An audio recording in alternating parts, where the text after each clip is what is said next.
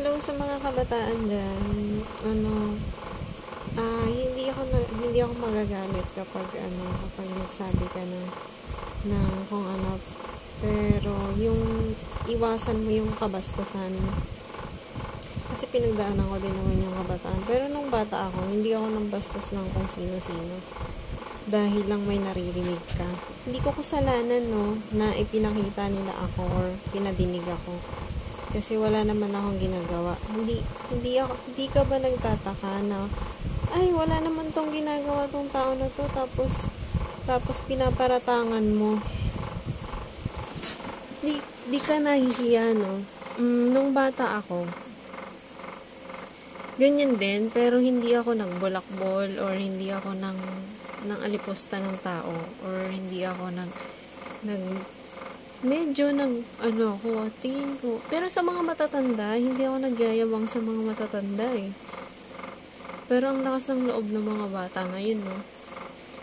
Kung makapagsalita sila ng kung ano lang dun sa mga matatanda na katulad ko, akala mo know it all sila. Mga anak, mag-aral lang mabuti kasi hindi mo makikinig ka sa mga matatanda kasi sila yung nagsasabi ng mga naranasan nila nung bata sila.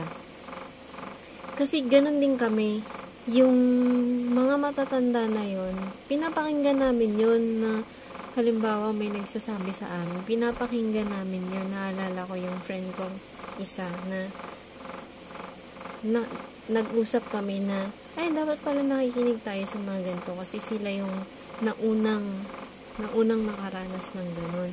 Pero hindi lahat kasi may mga matatanda na sinungaling, deceiver, kriminal, ganyan.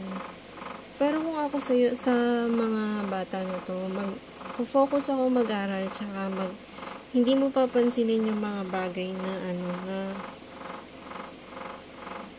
dahil lang narinig mo or dahil lang may nag-aya sa'yo, go ka na. Huwag ganun mga anak. Kasi, nung panahon namin, wala yung ganyan. Hindi yan talamak.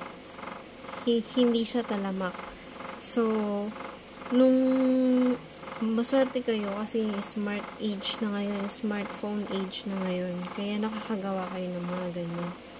Pero hindi advisable na makaaya mo lang or ganito lang. May nalaman lang tayo. Go na tayo.